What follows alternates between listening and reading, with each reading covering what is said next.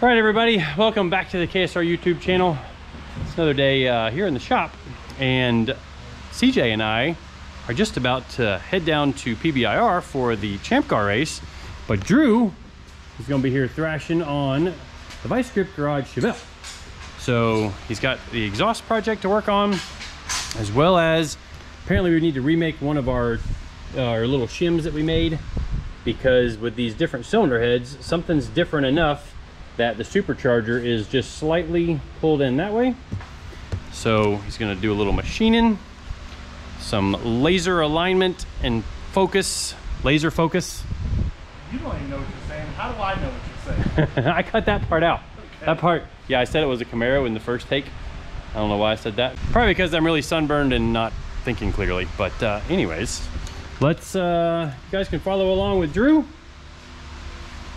And yeah, he's gonna knock out some work on this thing. And then as soon as I get back on Wednesday, we'll be cranking this thing up, seeing how the new big Blueprint 540 sounds this time with some new exhaust. I think it's gonna sound a little different than it used to, which I think it's gonna sound awesome, especially for the burnout pad. So here we go.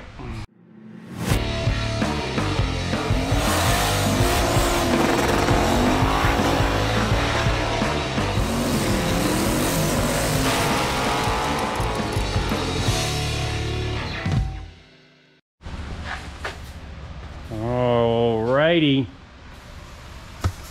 I'm excited. We should be running again by the end of this video.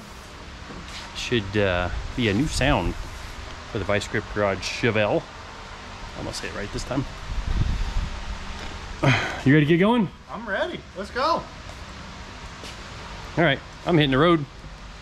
See you back in just a little bit, but follow along with Drew. Well, I'm gonna walk you guys through this time lapse with Drew. Do a little voiceover action here, and while you're here, if you're not already a subscriber, please subscribe to the channel.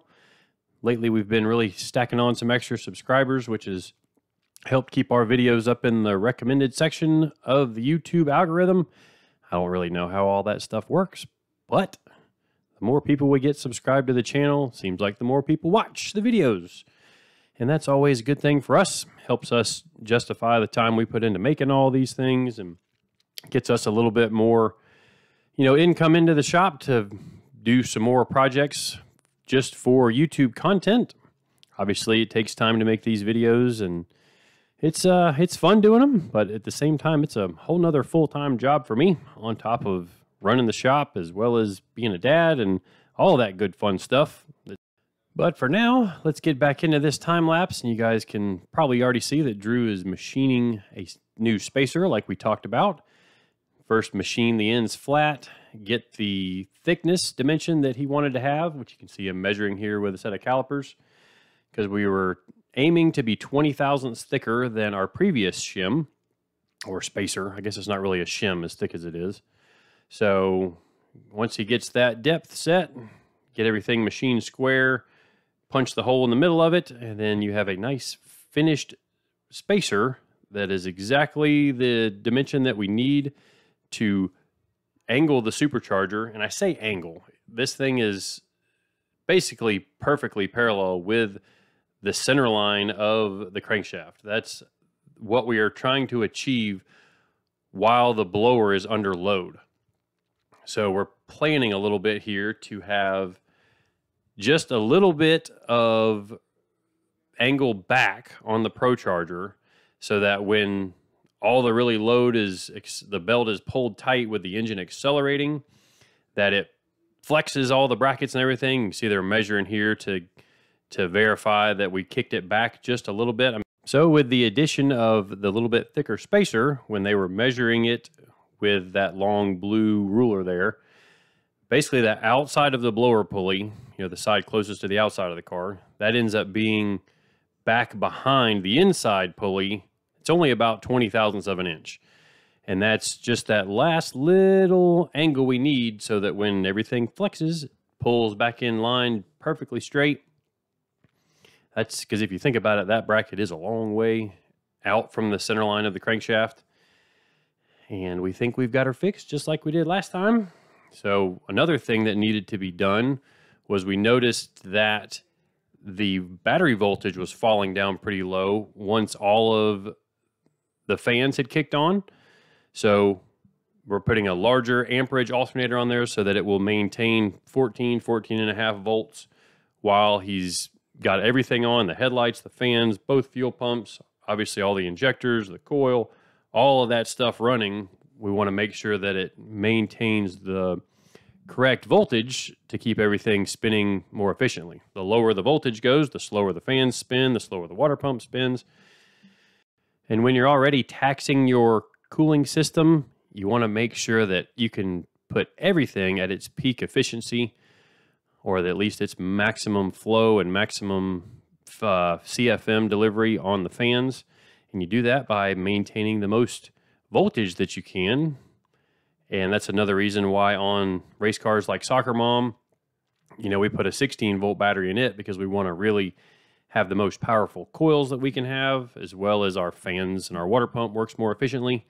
It does draw more amperage to be at higher voltage, and that's the reason why we were smoking the cooling fans on the 6-week trip with Soccer Mom. But we are going to be upgrading the fan in Soccer Mom as well to something that will survive with 16 volts, and then we shouldn't have that problem ever again. So you can see now Drew is finishing up the valve cover hose over to the breather tank. We did relocate that, which cleaned up the engine bay a good bit, and it makes it to where it's just, we like to keep things as simple looking as we possibly can, even if it takes a little bit extra effort on the installation. We'll go through that extra effort because oftentimes, a little bit more effort in the build process saves you a lot of hassle later down the road when you're working on the car, servicing the car. Just makes sense that, things work out a little bit better when you design them with a level of intention when you're designing them. So get this wrapped up here. And then beyond that, we're not too far from starting the exhaust project, which you can see he's going to run it up here. And basically, we bought a X-pipe kit, and Drew's kind of mocking it up and getting an idea of where he's going to cut the pipes and everything right now. But we bought an X-pipe kit, and it came with stickers all over it. I don't know why exhaust companies do this. They put stickers all over everything.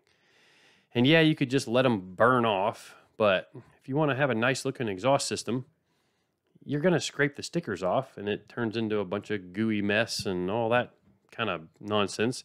So if you work for an exhaust company, or you know somebody that works for an exhaust company, why do y'all do this? Put the stickers on the box, and then let us deal with not having to clean the stickers off, because it takes extra time to clean these stickers off. Anyways, I'm ranting. Yeah. Anytime you can not have to scrape stickers off of exhaust pipes, that's a good thing. So Drew's moving on to installing the collector reducers now, or the exhaust reducers. The headers on this car are 3.5 inches on the header collector. Well, our exhaust is 3 inch, so rather than just do like some exhaust shops do and just fill that area full of weld or hammer the gaps in, we ordered up a nice transition to bring it down from 3.5 inch to 3 inch. And it just, it just works a little nicer to do that. Going in now to unplug all of the electronics in the car. If you guys didn't know, you should definitely be unplugging your EFI systems, your ignition boxes, because welding can just create some weird problems when it comes to damaging sensitive electronics. So if you can avoid that just by taking a couple minutes to unplug your EFI box or your ignition box, that's the way to do it. And you can see Drew here again scraping more stickers. And okay, I get it. We need to have some kind of identification mark on the pipes, but does it have to be a sticker that's way too big and wrapped all the way around the pipe? Okay, I'm ranting again. Anyways, you can see Drew kind of getting this mocked up. And another thing we do is we tuck the exhaust up as high in the car as we can get it, which we can't really tell now because he's back on the bench with it. But we're going to make sure that the X is up tight to the drive shaft while the car is in the air, because once it's back on the ground, that clearance will come back to where there's clearance between the drive shaft and the exhaust, and then we won't have any kind of rubbing problems there. So after some trimming here, Drew will stick this back up in the car, get rid of the gaps as best as we can so that it's easy to weld. And then once we do that, we'll start working up the pipes that go out to the back of the car, and you can see what we have planned for making the exhaust really blow the smoke all kinds of crazy out away from the car and out from under the back where the tires are. We think it's going to be something kind of cool, which not too much farther from here, the exhaust video fabrication ends, and Drew thought he was doing a time lapse, and I think we had a problem with the GoPro to where it didn't record it properly. And I had some audio, which it's a weird one. Had some audio, but I did not have video. So you don't get to see the rest of the fabrication, but as soon as this time lapse ends, we are going to be talking about all the stuff we did and then cranking the thing up, and you guys can hear what it sounds like with the new exhaust on it. So one other small tip for you guys is you can see Drew grounded the system right there really close to where he's welding.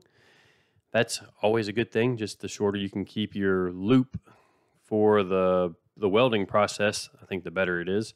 Sometimes we'll even switch the, especially when we're TIG welding, we'll switch the ground from side to side to keep that path as short as possible. With MIG welding, it's probably not as big of a deal as long as it gets some kind of ground, but with TIG welding, I feel like it helps to keep everything, you know, keep that loop as short as possible. Maybe if nothing else, it just makes the welds more consistent when you're dabbing your filler rod in. But anyways, let's get back to the real-time footage on this project. Then you guys can see and hear what it sounds like and how we finished the exhaust up on this thing to make it a burnout smoke blowing monster. All right, well, I'm back in the shop after the mystery driver and I went to PBIR and ran our race. We led a bunch of laps. You'll have to see on the video how things ended up for us. All in all, it was a great time, and you'll see that in the next video. But while I was gone, Drew got a whole bunch of stuff done on the independent Chevelle, which you've already seen in the time lapse previous to this. You can see where the spacer ended up there. And basically what we did there is we made that spacer, what, like 20 thousandths longer? Exactly 20 thou. Okay, so 20 thousandths longer to try and kick this back to achieve the same angle that we had achieved on the 496. Now, for whatever reason, maybe the face of this cylinder head isn't machined the same as the cylinder heads that were on my 496, but in doing that, you want to keep all these pulleys in line, especially you want to keep all these pulleys in line, but also be thinking about it being under load, that it's gonna flex just a little bit. You know, it takes horsepower to spin the blower. It doesn't just, there's no free horsepower here. You know, this takes an effort to be able to spin it, especially when you've got, you know, 6,500 worth of crankshaft. By the time you spin this sucker as fast as you're going to spin it, which is actually, the impeller ends up being more than 6,500 RPM, quite a bit more, because that is a larger pulley than this down here, so we're overdriving it there, and then there's a gear ratio or a gear assembly in here that multiplies the input shaft speed to spin the output shaft, which is the impeller itself. So if you can kind of see the height of the impeller shaft, it's down there lower, and then this is up here centered. So behind here is where the axis is for the impeller, or the axle bearings, or however you want to call it, the main shaft bearings. And then up here is the input shaft for the pulley. So anyways, goal is to keep all of that straight while it is under load. Now, it was really close. I mean, we measured it, it was really close, but we know that what we had done with the 496 had worked because we put just a little kickback in it. And since that worked really well on the 496, we wanted to duplicate that and make the same angle. It's less than 1 degree. Like, it's a little teeny tiny bit of angle to preload the blower back. No, you don't have to do machine spacers like we did, but that is one of the things that we do just because we want it to be supported as we can get it. And if you notice, these are a lot larger in diameter than the factory brackets or factory spacers, but that's just how we did that. While Drew was under here, we also did a little bit of other cleanup work, kind of moved the overflow or the valve cover breather tank from up here in this corner back to here on the firewall. These hoses kept popping out quite a bit, so what we did is we machined a sleeve to fit over this and then welded around it to kind of make it to where it catches in the grommets that are in the valve covers. It's not fun when, you know, those were leaking all over the place, and now it's a real good tug to get those out of the valve cover now. So neatened up that a little bit. We moved some fuel lines around so they weren't kind of hanging all up in here. And so now with all that out of the way, you can see all the artwork on the valve cover. Looks freaking awesome there. We're probably going to put another set of spark plug wires on it because there's a couple of them that these boots, you can see where it's maybe torn a little bit there. We got to do something different with a couple of the plug wires. Kind of thinking about what we're going to do there, but we're ready to fire the thing up, and obviously there's no radiator in it. That's because we've got a new radiator coming with 2 super big fans on it to try and keep this thing cool while it's on the burnout pad. So lots and lots of little stuff going on, just little maintenance items to tidy up. Also relocated the power steering reservoir up higher because it was down here lower and kind of had a pretty consistent leak to it, but we think that's all been fixed now. I guess we'll find out once we get it cranked up. And let's go up and show them the exhaust. And yeah, some of you guys have been commenting, she's a little rough. Especially after the wheel fell off back here while Derek was on sick week and kind of mashed this quarter panel up a little bit more. The old girl could use some loving in the body department. But you know, that gives this car character. So you can see where Derek tapped the wall right there. Left even some paint on the wall, which knocked the frame over that way, as you can see my hand. And yeah, there's some kind of crazy looking exhaust. Now the goal here, obviously it's not going to run while it's in the air to where it would be heating the shock up. All this goes up as the car gets down on the ground and the weight of the car gets onto there. So the goal is, and it doesn't exactly show it, but basically when this tire is up at ride height, the exhaust blows right behind the tire. And what we are trying to achieve is a big, wide, aggressive, blowing burnout smoke. We considered trying to do something where it turned up, but that would have really, really looked weird. Might have sounded really cool, and maybe it's something that can be added later. Tried around, you know, there's always things that can be done to experiment and try to make things better. But no mufflers, so it'll be nice and loud for everybody. And we did, as you saw in the time lapse, it's an X pipe. So one of the things that an X pipe typically does is it smooths out the exhaust note, but it also makes the exhaust note sound like the engine is turning a higher RPM. I mean, sometimes it's like night and day difference, and this thing sounded a little funny, open headers, not gonna lie. So the goal is here that it's gonna sound completely different now and sound like it's turning a whole lot more RPM, which makes it sound like it's more aggressive in the burnout pad. So let's drop it down and let's see if it'll fire up with the new engine combination in it. I gotta reprogram the engine size in the ECU, and we'll fire it up with the old tune-up in it. Let it run for, 20-30 seconds.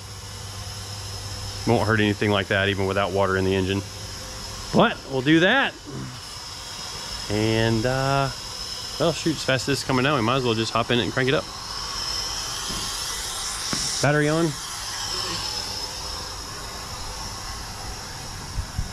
Yeah, battery's on. Trunk latched. Quarter panels are mostly straight. Mostly. Ugh. One clip, a lot of pressure here. One clip. One clip, don't stop the camera. I have the power of the edit button if it fails. You know. All right, I'm gonna set up data log over 50% TPS. So basically what I'm gonna do is mash the throttle 100%. That'll start the data log. Fire in the hole.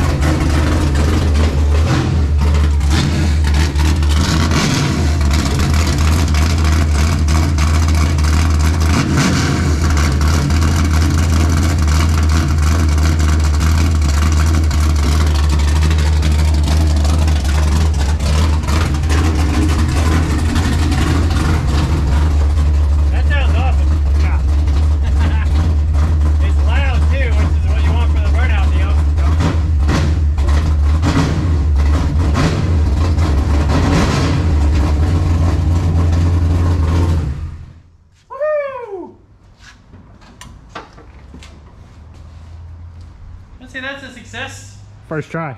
First try. Yeah, that was one cut, no. That's the way it's supposed to go. So, a little smoky, so CJ's turning the fan on. But now what we're gonna do, once we get the radiator in it, the way I break in any engine that I have gone through or freshened up, we pretty much put it right up onto the dyno and start loading it right away to try and help the rings seal as fast as they can. I don't like just idling the motor and it doesn't really help seat the rings when they don't really have good fast load on them. So that's my opinion. But yeah, that's pretty exciting. I love the way it sounds and I can't wait to hear it from around the car and see what all we've got and see what all it sounds like, especially out like doing a burnout or something. So it sounds real poppy with the long tailpipes, and you can hear it's different sounding on the RPM. Sounds different with the X-pipe, just like I said it was gonna. So that's gonna wrap up this video. I've got a data log to go look at and make sure everything looks kind of normal with the data log, and then we'll be putting this thing up on the dyno after we get the big boy fans in it, seeing what kind of power we can make with this thing. So thanks again for watching and subscribing. See all you guys next time.